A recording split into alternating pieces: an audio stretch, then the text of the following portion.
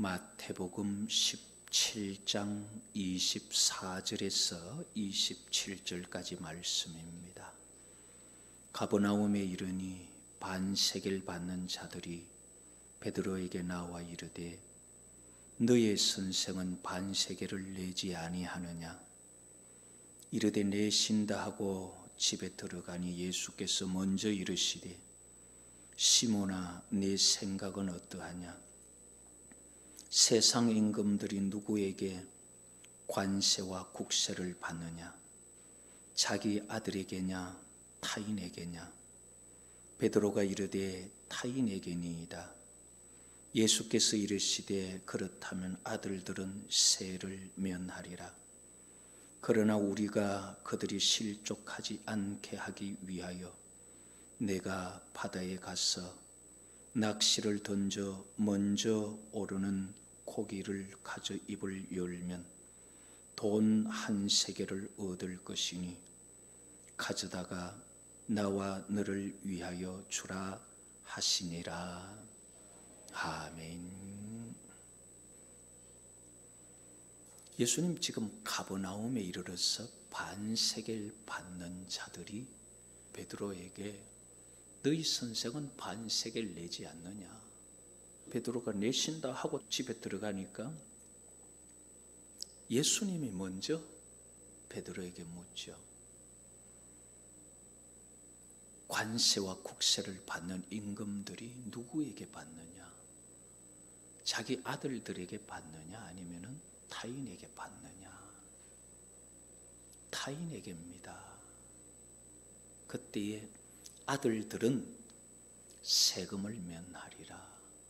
그러나 예수님께서 베드로에게 저들이 실족하지 않게 하기 위하여 네가 바다에 가서 고기를 잡아 그 고기 입을 열면은 돈 한 세겔을 얻을 것이니 그것을 너와 나를 위하여 반세겔씩 되게 그렇게 내라. 이들은 유대인들이 유대법에 의해서 하나님의 성전에 바치는 그런 세금이에요. 우리가 여기서 볼 때 예수님은 하나님의 아들이기 때문에 안 내도 되지만은 그러나 오해를 피하기 위해서 내라. 자, 그렇게 말하죠. 예수님은 하나님 앞에 내지 않아도 되지만은 우리도 하나님 나라 가면은 우리가 하나님의 자녀가 되면 세금을 안 내도 되겠죠. 죗값을 지불하지 않아도 될 거예요. 그 심판대 앞에서. 그러나 우리가 하나님의 자녀가 되지 않는다면은 하나님 앞에 반드시 죗값을 지불해야 될 것입니다. 로마서 6장에 보면은 죄의 삭선 사망이라 그랬죠. 죗값을 지불하려고 하면 결국은 죄로 인해서 율법이 말하는 대로 죽어야 되는데 그 죽음이 우리가 말하는 지옥이라는 거죠. 오늘 우리가 어떻게 하면 하나님의 자녀가 되어서 그것을 면할 수 있을까? 그래서 하나님의 자녀가 되는 방법에 대해서 한번 살펴보려고 합니다. 성경이 어떻게 하면 하나님의 자녀가 된다고 가르쳐 주고 있느냐? 혹시 성경에 하나님의 자녀가 될 수 있는 방법 성경 구절 기억나는 거 있어요? 전혀 없습니까? 같이 한번 따라해 볼까요? 영접하는 자, 곧 그 이름을 믿는 자들에게는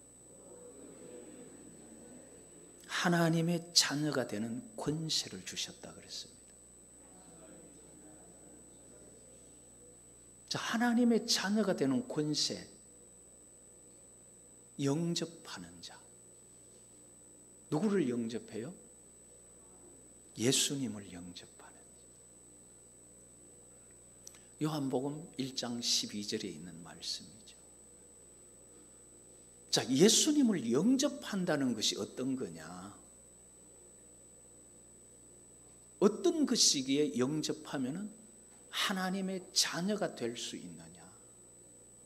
그걸 한번 살펴보려고 합니다. 자, 하나님의 말씀, 이걸 두 자로 줄이면 어떻게 된다 그랬어요? 하나님의 말씀을 두 자로 하면 성경. 예. 자, 성경이라는 것을 두 권으로 나누면 구약과 신약. 자, 그러면은 구약과 신약, 이 말 뜻이 뭐예요? 옛날 약속과 새 약속. 자, 그렇다면 이제 여기서 우리가 성경, 구약 성경을 읽으면서 옛날 약속이라 그러고 신약 성경을 읽으면서 새 약속이라 그러는데, 옛날 약속이 뭐예요? 뭐가 옛날 약속이에요? 고연서 만나자 그랬어요? 그럼 또 새 약속 그러면은, 그럼 새 약속은 뭐냐 하는 거예요. 그럼 새 약속이 뭐며 옛날 약속이 무엇이냐 하는 거예요. 그래서 오늘은 성경 구절을 한 절씩 보면서 성경이 말하는 그 약속이 뭐냐, 그걸 한번 살펴보려고 합니다. 출애굽기 24장을 한번 가볼까요? 출애굽기 24장에 보면은 약속의 책이 나와요. 자, 요즘으로 우리가 말한다면은 계약서가 나와요. 계약서. 24장 7절 우리 같이 한번 읽어보십시다. 언약서를 가져다가 백성에게 낭독하여 듣게 하니 그들이 이르되 여호와의 모든 말씀을 우리가 준행하리이다. 자, 여기 계약책인 거예요. 지금 언약을 기록해서 성문화해서 언약 맺는 게 지금 처음이에요. 그 전에 노아에게 무지개 주고 아브라함에게 내 후손이 복을 받게 하고, 이건 전부 구두 약속이에요. 말로 했는데 이제 계약서를 딱 썼어요. 지금 이게 시내산 앞에서 모세에게 계약서를 쓰게 하는 거예요. 이 계약서 쓰고 나서 계약을 딱 맺으니까 그 다음에 하나님께서 그럼 와라, 내 돌판 하나 줄게. 그래서 십계명 주는 거거든요. 지금 그 전에는 십계명의 내용도 다 말하고 어떻게 살 것을 말하면 지금 이제 계약을 딱 적은 거예요. 요즘 우리 식으로 치면은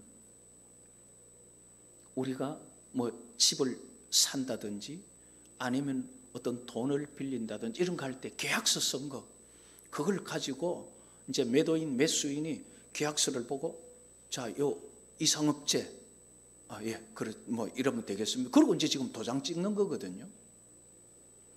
그래서 언약서를 가져다가 계약서 쓰고 이스라엘 백성들에게 낭독해서 들립니다. 자, 이런 방식으로 계약할래.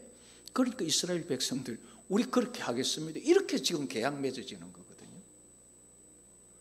그러면서 8절에 모세가 그 피를 가지고 백성에게 뿌리며 이르되 이는 여호와께서 이 모든 말씀에 대하여 너희와 세우신 언약의 피다. 이제 계약서 다 작성하고 그렇게 하겠습니다 하고 나서 언약의 피를 뿌리는 거예요.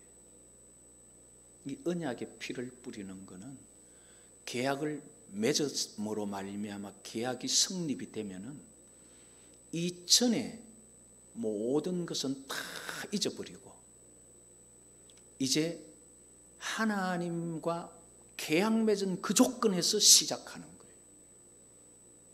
그전에는 어떤 일이 있었든지 그거는 이제 잊어버리고 새로 시작하면서 피를 뿌리는 게 계약의 완성을 말합니다. 그 피는 생명이 죽어야 피가 나오죠. 여기서 출애굽기 24장에는 소를 잡았을 때 피의 그 반은 제단 밑에 쏟고 지금 반은 지금 백성에게 뿌리면서 언약의 피다 그러거든요.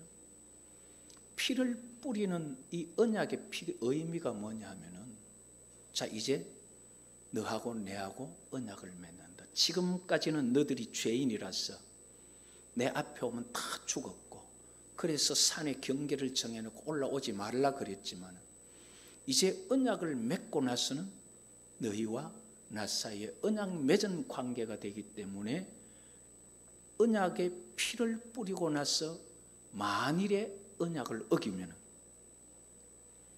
피를 뿌린 이 짐승처럼 피를 쏟아 부은 이 짐승처럼 언약을 어기는 그가 이렇게 피를 뿌리며 죽어야 된다. 그 언약의 피는 무엇을 의미하느냐 하면요, 지나간 거 다 청산해버리고 새롭게 시작하는 거지만은 반면에 그 언약을 어기면은 너는 이 피 흘린 짐승처럼 죽는다. 그게 언약의 피예요. 자, 그래서 지금 시내산에서 이스라엘 백성들과 하나님 사이에 언약을 맺는 게 출애굽기 20장부터 23장까지 그 내용을 모세가 지금 기록해서 24장의 언약서를 읽은 거예요. 그 이스라엘 백성도 여호와 하나님도 됐다 이대로 하자 해서 지금 이제 언약의 피를 뿌린 거예요. 그럼 이제 언약이 맺어진 거예요. 자, 그러면은 이 맺어진 언약이 뭘 위해서 맺은 거냐 하는 거예요. 그냥 언약 맺어가지고 십계명 지키면 복을 받고 뭐 약속 있는 첫 계명이니 내 부모를 공경하라 그러면 복을, 우리는 그런 거를 자꾸 언약으로 생각하는데 그것도 언약이지만은 언약의 핵심은 그게 아니에요. 자, 그러면 그 언약의 핵심이 뭔지 우리 에레미야 11장을 통해서 그 언약의 핵심이 뭔지를 한번 찾아보십시다. 에레미야 11장 4절 보면은 4절 말씀에 이 신의 산에서 맺은 언약의 핵심이 뭔지를 말하고 있습니다. 자, 에레미야 11장 4절 우리 다 같이 한번 읽어볼까요? 이 언약은 내가 너희 조상들을 쇠풀무 애굽 땅에서 이끌어내던 날에 그들에게 명령한 것이라. 곧 내가 이르기를 너희는 내 목소리를 순종하고 나의 모든 명령을 따라 행하라. 그리하면 너희는 내 백성이 되겠고 나는 너희 하나님이 되리라. 자, 여기서 지금 에레미야 시대 이때에 말하기를 이 언약은 언제 언약이에요? 너희 조상들을 쇠풀무 애굽에서 이끌어내면서 신의 산에서 맺었던 그 언약이다 이 말이에요. 그 조금 전에 출애굽기 24장에 보았던 그 언약을 말하는 거예요. 그때 명령한 건데 뭐라고 언약을 맺었느냐 하면은 너희는 내 목소리를 순종하고 나의 모든 명령을 따라 행하라. 언약 계약 맺은 그대로 해라. 그러면은 뭐가 되겠다고요? 너희는 내 백성이 되겠고 나는 너희 하나님이 되리라. 이게 언약의 목적이에요. 너희들이 그때 맺은 언약대로 내 말 듣고 지키면은 너희는 내 백성 되고 나는 너희 하나님 된다. 언약이 그 언약이에요. 하나님과 우리 사이에 약속을 맺었다 그러는데 그 약속이 뭐냐 하는데 약속을 몰라요. 구약 그러면 옛날에 맺은 약속인데 그 약속이 뭐냐 하는 거고, 신약 그러면은 새로 맺은 약속인데 그 약속이 뭐냐? 그 약속이 하나님께서 나는 네 하나님 되고 너는 내 백성 되는 거, 우리 이거 약속 맺자. 그래서 그 언약서를 읽고 됐습니다, 하십시다 해서 피를 뿌린 게 이스라엘 백성들은 요 하나님의 백성이 되고 하나님은 이스라엘 백성들이 하나님이 되는 거예요. 그게 약속이었다 이 말이에요. 약속. 자, 그러면은 새 약속은 도대체 어떤 건지 또 한번 보십시다. 에레미야 11장에서 조금 더 뒤로 가서 31장으로 한번 가보십시다. 에레미야 31장 31절에서 33절에 보면은 이번에는 옛 약속이 아니라 새 약속이 뭔지 나와요. 우리는 하나님 앞에 새 약속 맺은 사람들이지 옛날 약속 가지고 사는 사람들 아니거든요. 그럼 우리는 새 약속을 알아야 돼요. 자, 에레미야 31장 31절 우리 다 같이 읽어보십시다. 여호와의 말씀이니라. 보라, 날이 이르리니 내가 이스라엘 집과 유다 집에 새 언약을 맺으리라. 자, 이제 새 언약을 말합니다. 자, 그러면 새 언약 이거는 뭔지 33절을 읽어보면 나와요. 새 언약은 무슨 약속인지 33절 같이 읽어보십시다. 그러나 그날 후에 내가 이스라엘 집과 맺을 언약은 이러하니 곧 내가 나의 법을 그들의 속에 두며 그들의 마음에 기록하여 나는 그들의 하나님이 되고 그들은 내 백성이 될 것이라. 자, 새 언약은 무슨 약속이에요? 옛날 약속하고 똑같은 거죠. 나는 그들이 하나님이 되고 그들은 내 백성이 되고, 옛날 약속하고 똑같아요. 그러면 왜 새 언약이냐? 자, 옛날 약속은 언약서를 책에 썼죠. 그래서 그걸 낭독해서 됐나 됐다 해서 피를 뿌렸잖아요. 그럼 지금 새 언약은 뭐가 다르냐 하면은 33절에 그날 후에 내가 이스라엘 집과 맺을 언약은 이러하니 내가 나의 법을 어디에 기록해요? 그들 속에 두며 그들의 마음에 기록하여. 옛날 언약은요, 율법만 보고 지키면서 따랐으면 돼요. 그런데 지금은 그 감동과 그 체험이 내 마음에 있어야 돼요. 그냥 머리에만 있어가 되는 게 아니고 확신이, 그래서 확신, 믿음 그렇게 말하죠. 그게 내 마음에 있어야 돼요. 자, 이렇게 옛날 약속도 여호와 하나님과 백성 사이에 하나님이 되고 그의 백성 되는 옛날 약속이나 새 약속이나 똑같은 거죠. 자, 그러면은 새 약속은 누구를 통하여 맺느냐 하는 거예요. 자, 하나님의 자녀 되는 권세를 어떻게 하면 얻는다 그랬죠? 영접하는 자, 곧 그 이름을 믿는 자들에게 하나님의 자녀가 되는 권세를 주셨는데 누구를 영접한다 그랬어요?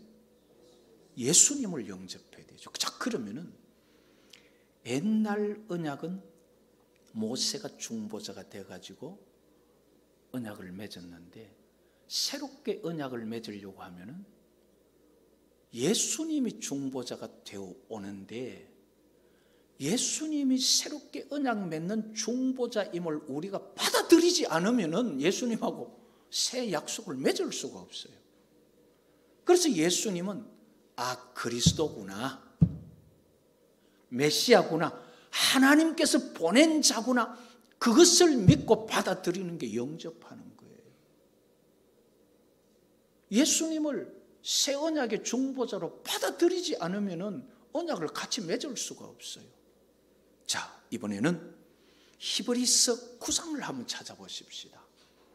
왜 예수님을 어떤 분으로 영접해야 되는지 히브리서 9장 15절에 보면 예수님을 어떻게 영접해야 되느냐. 자, 히브리서 9장 15절 다 같이 읽어봅니다. 이로 말미암아 그는 새 언약의 중보자시니, 자, 거기까지 합시다. 시간이 없기 때문에. 자, 그는 새 언약의 중보자인데 누가 새 언약의 중보자인지 이번에 히브리서 12장 24절로 가보십시다. 히브리서 12장 24절에 보면 누가 새 언약의 중보자인지 12장 24절 같이 봅니다. 새 언약의 중보자이신 예수와 및 아벨의 피보다 더 나은 것을 말하는 뿌린 피니라.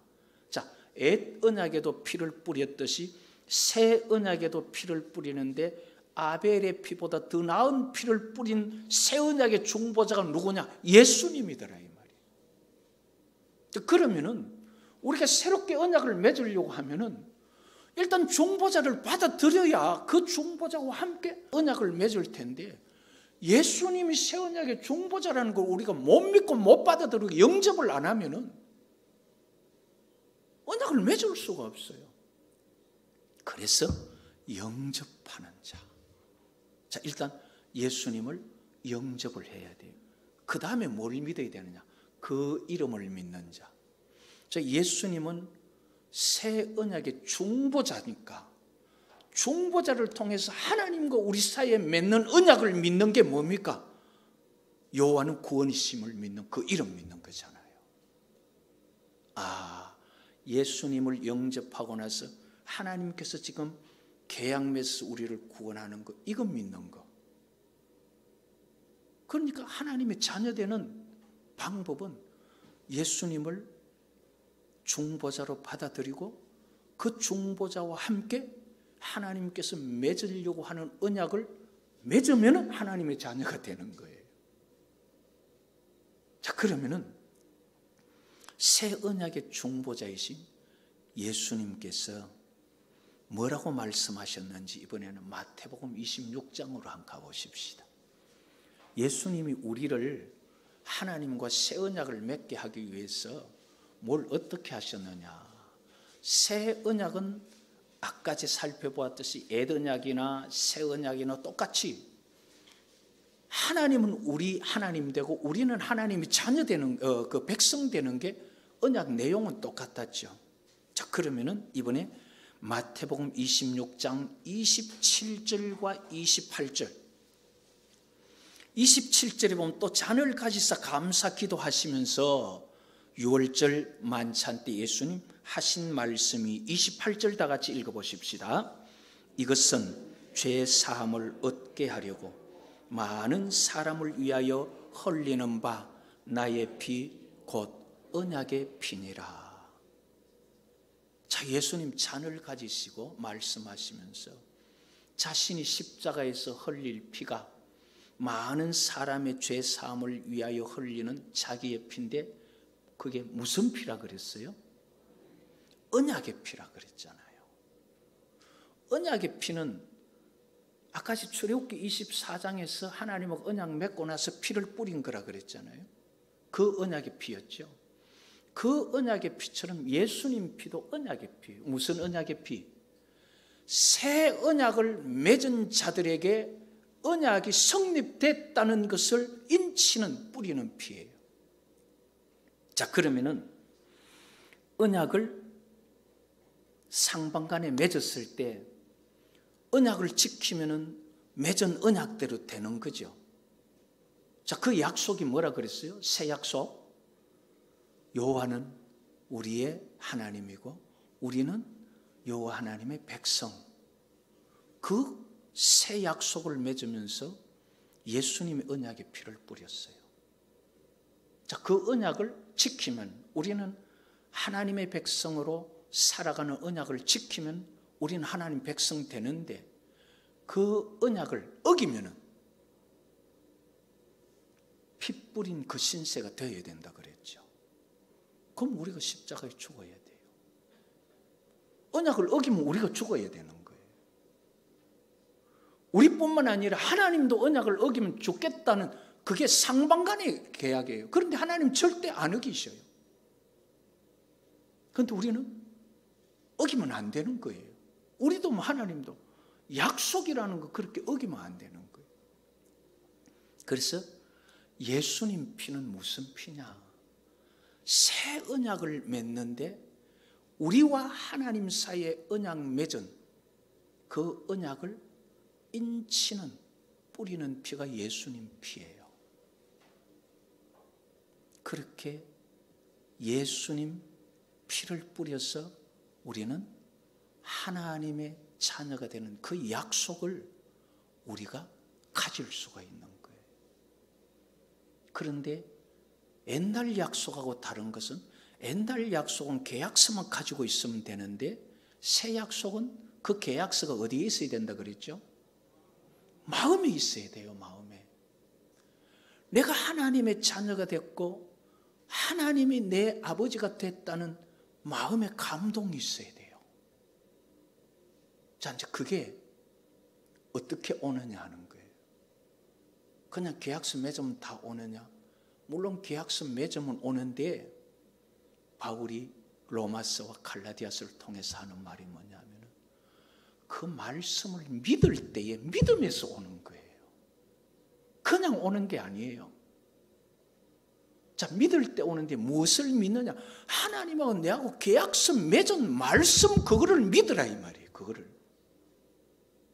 그럴 때 처음에는 잘 안 믿어지지만은 그게 믿음으로 믿음에 이르게 된다 그랬어요. 그건 처음에는 안 믿어지지만은 하나님과 내가 아버지와 자녀된 계약을 맺었다. 그거를 처음에는 믿으면 의심도 되었다가 믿어졌다가 그러지만 이게 나중에 믿음으로 이르게 되는 그 과정이 온다 이 말이에요. 자, 그러면 분명히 하나님의 백성이고 그 백성이 하나님이라 그러는데 왜 우리는 자꾸 아버지라 자녀라 그러느냐? 자, 이번에는 고린도후서 6장을 한번 찾아보십시다. 그 과정도 나와요. 성경에 다 있어요. 우리가 안 봐서 그렇지. 고린도후서 6장 16절을 보면은 뭐라고 말하느냐 하면은 하나님의 성전과 우상이 어찌 일치가 되리요? 우리는 살아계신 하나님의 성전이라. 이와 같이 하나님께서 이르시되 내가 그들 가운데 거하며 두루 행하여, 같이 읽습니다. 나는 그들의 하나님이 되고 그들은 나의 백성이 되리라. 이렇게 구약에 말했던 이것을 바울이 정확하게 설명하기를 17절에는 그러므로 너희는 그들 중에서 나와 따로 있고 부정한 것을 만지지 마라. 그 세상 백성들과 구별되라. 그러면은 내가 너희를 영접하여, 18절 같이 읽습니다. 너희에게 아버지가 되고 너희는 내게 자녀가 되리라. 전능하신 주의 말씀이니라 하셨느니라. 전능하신 여호와의 말씀이다 그 말이죠. 분명히 백성이 되고 하나님이 된다 그랬는데 18절에는 아버지가 되고 자녀가 된다는 그 말이다 이 말이에요. 그래서 우리는 어떻게 하나님의 자녀가 될 수 있느냐? 예수 믿으면 그냥 되지는, 예수를 뭘 믿는지를 몰라요. 왜 믿는지를. 예수님 믿는 것은 중보자로 우리가 받아들이고, 그리고 그분의 언약의 피가 우리에게 뿌려짐으로 약속이 성립되는 그런 과정에서 예수님은 통로로 우리가 믿는 거예요. 하나님의 자녀되는 통로, 아버지께로 가는 길, 그건 예수님이에요. 예수님 밖에는 있을 수가 없어요. 그 믿는 게 예수님 믿는 거예요.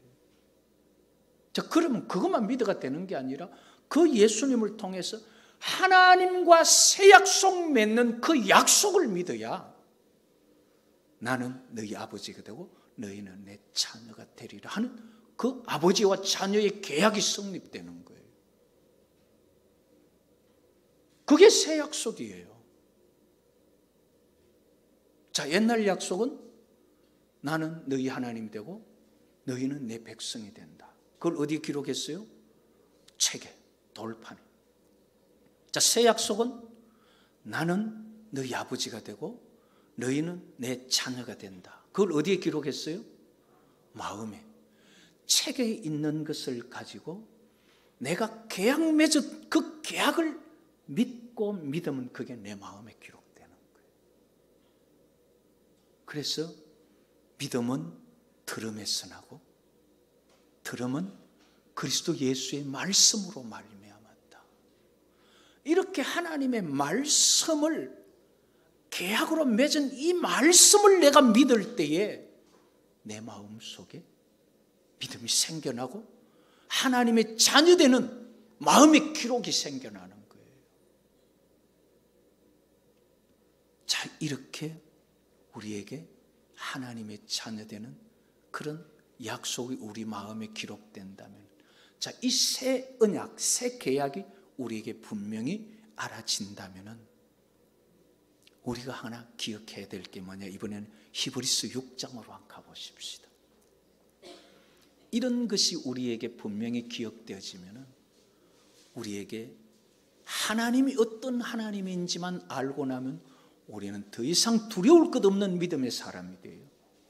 자, 히브리서 6장. 도대체 하나님이 어떤 분인가? 그분은 어떤 분이기에 우리가 이 하나님을 알면은 우리는 더 이상 두려울 것이 없는 사람이 될 수 있을까? 히브리서 6장 17절. 자, 17절 말씀 같이 읽어보십시다.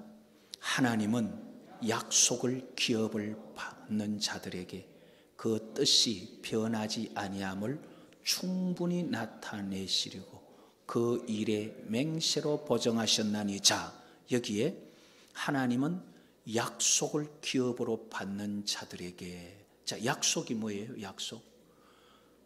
새 약속은 여호와는 내 아버지가 되고 나는 그 자녀가 되는 이 약속을 내가 기업으로 생각하고 받아들일 때에 그 뜻이 변하지 아니함을 충분히 나타내시려고 맹세로 보정하셨다 그랬어요. 언약에 피를 뿌리는, 이 피 뿌리는 거는요, 맹세가 동반되는 거예요.